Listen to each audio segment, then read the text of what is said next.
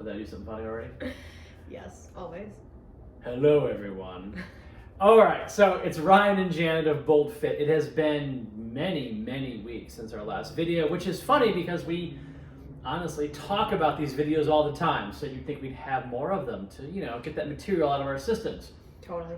I hope everybody is staying healthy out there, staying safe. The ongoing oddity of COVID. Another year. COVID era, right? Everything that surrounds it. I mean, things are different and also different. Different than they were a year ago, but also different than they were 2 years ago for sure. Yeah. All right, so a few subjects at hand. As always, I will be eyeballing the timer because, of course, otherwise it'll just be... So, first things first. Oh, it's December. What is coming at us like a speeding freight train? The end of the year. And New Year's resolutions. Oh. So this is not a brand new subject. Certainly I have spouted my somewhat intolerant view of New Year's resolutions. And to be clear, not because I think people shouldn't take aggressive and strident moves to better their health. But, there's obviously major flaws with this. And I guess the major one is it's done without direction and without clear goals, or at least, SMART goals, which of course one of those means you actually have to be able to attain the goal. It has to be attainable. Right. So that's my main issue with it. Every year we noted the gyms would suddenly swell, particularly when we went to Gold's Gym in Tyson's Corner, Virginia. It went from busy to just blood sport for about a month. I like that, blood sport. But, I will say this too, and this is where I have some optimism about it. There were some people who stuck it out and were now new gym goers. I mean, they were literally probably 5% of the population that came roaring in. Yeah, but so that is to say, if you want to better your health, do it. It's great. I have nothing but props for that. I have nothing but good things to say about it. Definitely, though, when you're thinking about your New Year's resolution or any resolution, any kind of things that you want to change in your life, definitely do some research. Maybe write it down, make a list of goals, short, long, midterm goals, even if you're that brave. And, if you have any friends, family, or just experts that you have in your circle, talk to them. But experts being people who know fitness or nutrition or even hobbies that involve more active lifestyles. So, not going to totally, diss New Year's resolutions. I will say this though: if you're one of the lunatics that comes into the gym and takes up space and just stands there and stares in the middle of the aisle, I'm going to say something.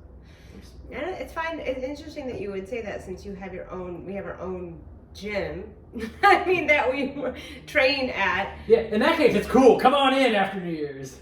No, but I mean, I think what's always so interesting is that this has become like the industry curve, right? It's been established for so long that, at the end of the year, and it's the advertising, the commercialization of it has always like started to creep into the end of the year as well, where you used to see more of like the diet ads come out like just after New Year's. I mean, they're still there, don't worry. But it is kind of like, like for like how in retail, like the, the end of, Christmas season and all of that is kind of like their main engine of economic growth. Like I feel like that's the same thing, the same kind of coattails that the fitness industry rides on. All those great deals like no money down, $1 for the first month. I mean, yeah. Or just bombarding you with like, diet and gyms and fitness equipment and getting in shape, and there is something to be said that there's obviously a very commercial aspect of it, but I'm not gonna part of me, as much as like most other pretty ardent gym goers or people who have just made fitness part of their lifestyle, when you have that time period, and this is really, I'm talking like more pre-COVID, it was damn annoying to go into gym for like, the month of January, because it would just be an onslaught. I bet it's coming again though, too. The gyms have started to, even with masks, people have started to become more tolerant of it. I mean, even at the YMCA last week, I saw significantly more people than I have since. For sure. Little side note, if you watch TV at the right time, you get to see alternating commercials for gyms or some sort of fitness, and then like Arby's, Yeah. or Applebee's, No or missed something messages. coated in gravy, I know, right? Savory. So yeah, so there is that part of it. I mean, I guess to some degree I can appreciate that people would want to have some sort of like symbolic time of the year to maybe like change things in their life, or use that turning of the calendar year into something that they could, put as a plan in place. So I think there's some good intentions behind it. It's just unfortunate that so many end up failing as a result of it just being pretty much, I think, like a lot of maybe unattainable or maybe unrealistic goals, or just not really understanding how this needs to be integrated into your lifestyle. And it's not just about showing up and like running on the treadmill and then going to do some bicep curls and then going to Arby's directly after. Yeah. Timing is definitely a part of fitness in general. I mean, having goals that vaguely fit to time frames is a great idea. I mean, right. Especially if part of your fitness is something extremely difficult. If you're doing something that puts a lot of strain on your body, whether your joints, your muscles, even mentally, you have to have a cycle to it, which means there is a timing element to it. Yeah. So again, the New Year's is as good a time as any if you're having some sort of cycle. It's more of the all in suddenly, and there was nothing before, and then of course what happens, you really don't have the other tools and support in place to keep going, to keep improving, to do it well. I feel like I have read that the majority of people who drop out after that first month, a lot of it is because they don't see the results at the rate they thought they would, or they had results up front and then they just plateaued, and it made them very frustrated. And even just the idea of like results, like, what does that actually mean to each person? And again, I think a lot of this is pushed out from the commercialized fitness industry, but and it's kind of become like this vicious cycle. These are like the expectations people think that they should have of the results they want to attain, and the industry trying to like cater to those people. So that's kind of one of the topics that we wanted to address, and something I've been just like ranting about for a long time, and Ryan's been listening to me like, okay, just get it out there. Okay, so like, when you start to think about, I want to get back into shape, I want to have a better body, yada yada, that's part of it is just starting right there, right? Like you really try to, you focus on what's on the outside, and how to change that. And as a result, you're bombarded by all these images of what is considered fit. And, we've talked about this before, like the human desire, appreciation for our aesthetics. And so the outside becomes kind of the most like important aspect of it. And as a result, you're trying to attain goals to where I want to have like the sculpted physique and washboard abs, and that is the model of fitness. That means you're in the best shape ever, right? You're at the best shape in your life. Side note, the fact that a lot of those images pushed onto us are by people who it's their profession. That's their job in some respect, is to look good, whether they're in fitness themselves or they're just, a fitness model. So in other words, it's not the same. It's not apples to apples. That's kind of where I would start from my mentality. For the record, big fan of the strongman dad bod. Where got a little softness going on here, but you can like drag 600 pounds across your lawn. Big fan. Yeah, but you're not seeing that kind of stuff propagated out as much as sadly no. No, you're gonna see, like the Jeff Cavaliers of the world, the Athlete X, and nothing against, he has a great external physique, but again, that are you saying he's not pretty inside? Yeah, well, no, I have no idea. That's think he is very intelligible. He knows what he's talking about, and as far as fitness, but we don't kind of think about what is happening on the inside. So that's kind of where I have my biggest hang-ups about these images and about what people want to do for themselves. And let's be honest, like probably the most dominating visual that we see as far as having perfect body is related to your abs, so like the six-pack, the washboard abs, the flat abs, like how many other phrases they can come up with to talk about your abs as being like the center of it all, right? And the most like they are the center, but just being like a model of being fit, and it just, every time I see it, I just like want to hang my head and like bang and just scream and cry, like, stop it. All right, because this is such a huge misconception in fitness that picture of the six-pack, right, is the only thing that you really truly need to look good. The index of health, the index of fitness. Yes, this great marker of muscle superiority. So let's talk about that for just a second.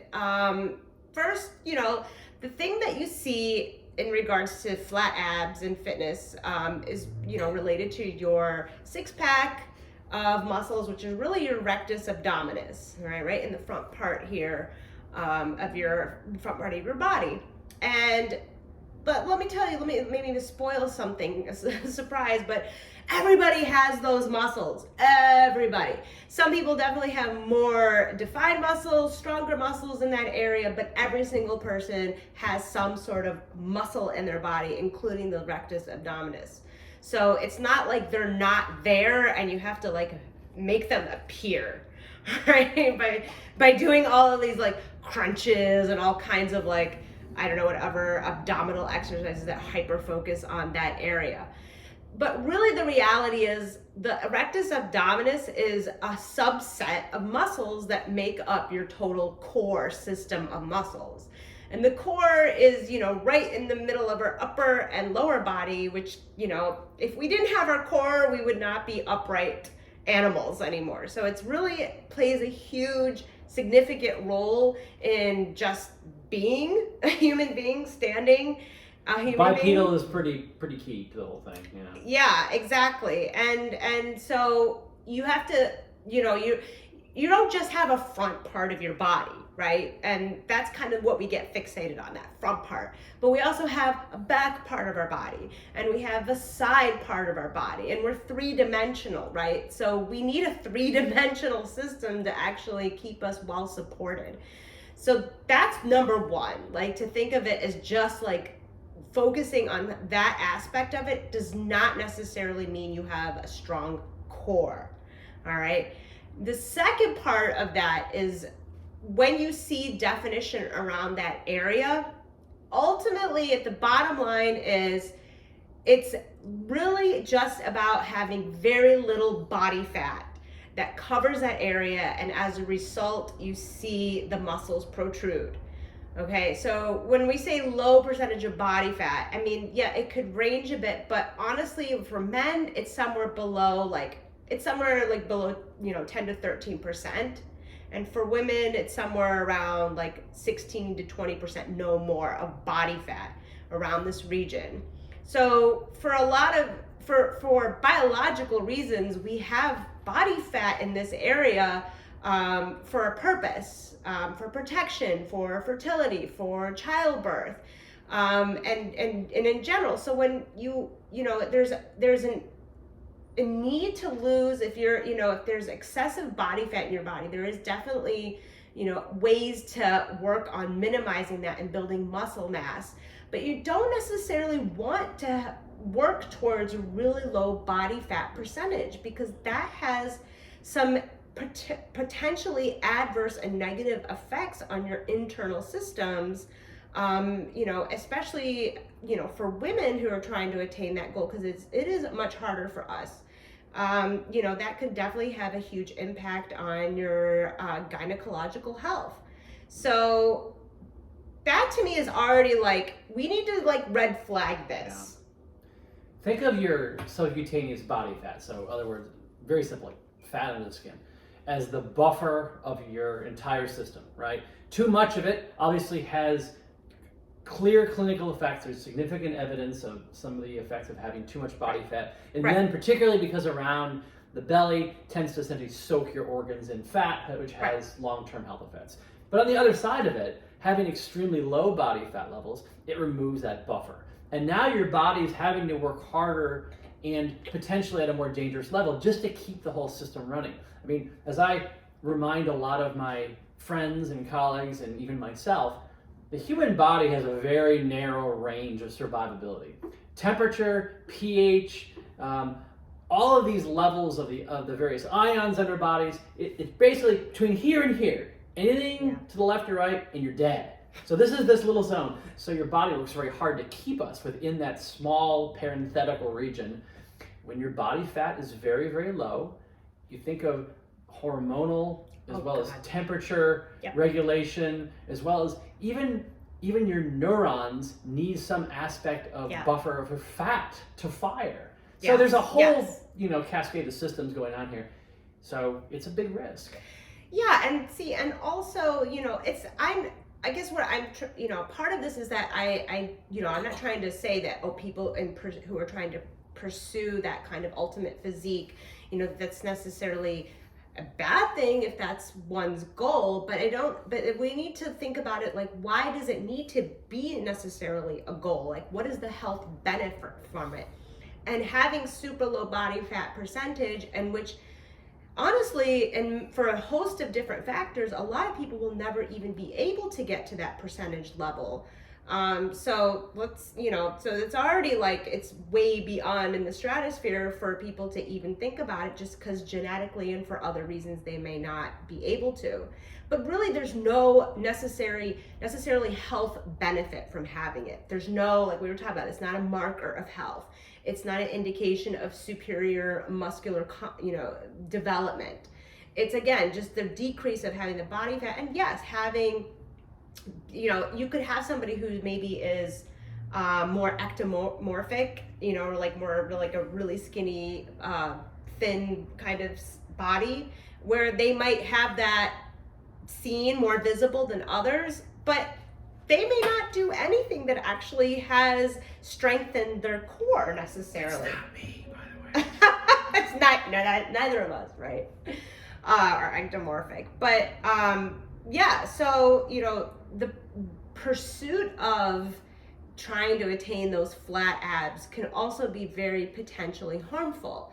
Not only in the physical aspect, but just like you were saying with like the neurons, this has a huge mental health component to it as well. And results, that people are trying to attain. Like that, not being able to get to that point, again, whatever your program is, whatever you're trying to do, you're not necessarily like seeing the things that you want to see, but that doesn't mean that you're not actually progressing or getting stronger or meeting the goals that you had in mind. So I feel like that's a really important thing to talk about, that we need to have a strong core system, right? So muscles that include the rectus abdominis, but also we have obliques, we have muscles in the back of our bodies, our quadratus lumborum, and other muscles that are really spinae. Yes, like there's a system of muscles that need to be strong there. And so really, ultimately, in your fitness program, you should be doing things that get all around the body to help you be stronger and live healthier. I mean, so not to be always contrarian, but from my perspective, especially at this point in my life, my goal is mobility and strength that is sustainable. Yeah. So I don't want a six-pack, but I definitely want to have great strength and also muscular endurance throughout my core. I still want to be able to move and also move heavy loads, Yeah. And to do that, you have to be able to support yourself from here to here. Yeah. Just my 2 cents is, even if your goal is to just be a beefcake and just pick up a ton of weight, you have to have a strong core. Yes. And there are things that you Yes. can do that don't just involve doing tons of crunches to accomplish that goal. If anything, if you're especially the kind of training approach that we have and many others that with more like functional movement, you will be training your core almost in every respect, right? Because you're using your body to be a stabilizing force while you're doing some other main muscle driving movement. So you don't necessarily have to have a separate section for just working those muscles, because even as we've talked about before, you could be doing standing bicep curls and really get great core engagement if you're able to really figure out how to connect to those muscles and get them really like embraced as you're doing certain movements. Not to say that you don't want to do necessarily core kind of activating exercises, but you know that where like mobility comes into huge, because mobility including like quadrupedal movement, planks, push-ups, all of those require really good core strength. So I would, in my training regime, that's something that we talk about, and practice a lot. And again, trying to get it from many, many different angles, and maybe it's not the main part of the muscle driving movement that we're doing, but it's part of every single movement regardless. I'm dying to talk about how abs can help you avoid, or at least core strength can help you avoid stripper squats. But instead, let's talk about fitness porn. Okay. Oh, great. Let's just segue directly to that, because I think we can talk about six packs all night. Yeah, but we could. Damn it, we need to talk about some fitness porn. So yeah, I think this is kind of like a similar topic that correlates to this as well. Again, maybe in some way it's a little cheeky to be talking about outward appearances when it comes to fitness, because again, that's what we see. But once again, too much of it, gratuitous kind of outward appearance, doesn't necessarily mean it's about fitness.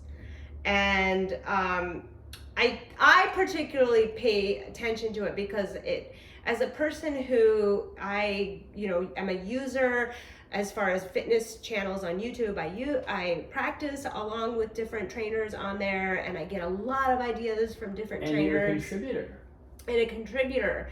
As well, and and I have a mix of different different types of programs that are my favorites.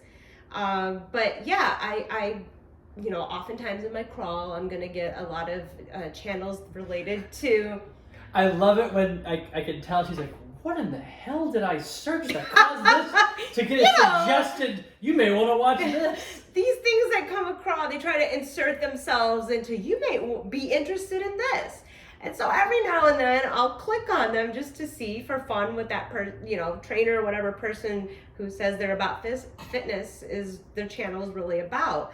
And I came across one specifically where the person says that they're a fitness model, an athlete, and has videos on there to help people get better bodies, whatever, just be more fit. And the videos themselves, so the actual workout videos where this person was performing some sort of workout, the woman is, dressed in a way that is reflective of very little suspense to her body image, it's a long right? way to say she's not wearing much. She's not wearing much. And all of the photography and filming of whatever activity she was doing was straight from behind, literally hyper focus on her ass. And it's all ass shots. All ass shots, no matter what the activity was. But at least that's a workout. I guess. But she also had videos that were lounging, video, and it'll be 10 minutes of videos of her in different shots, and basically as minimal as you can get away with on YouTube of just rolling around almost looking naked in different shots. That to me are you could say are kind of pornographic fitness. Like there's nothing in the video itself that's educating me, teaching me about how to have Gotta get me to the gym so I can wear a thong. I mean, to me, I don't even understand what is the purpose of this channel other than to get attractors to be like, you're so hot, you're so beautiful, which of course, like, it's a long list of like, that's what the only comments It's just a bunch of dudes. It's a bunch of dudes like, you're so hot.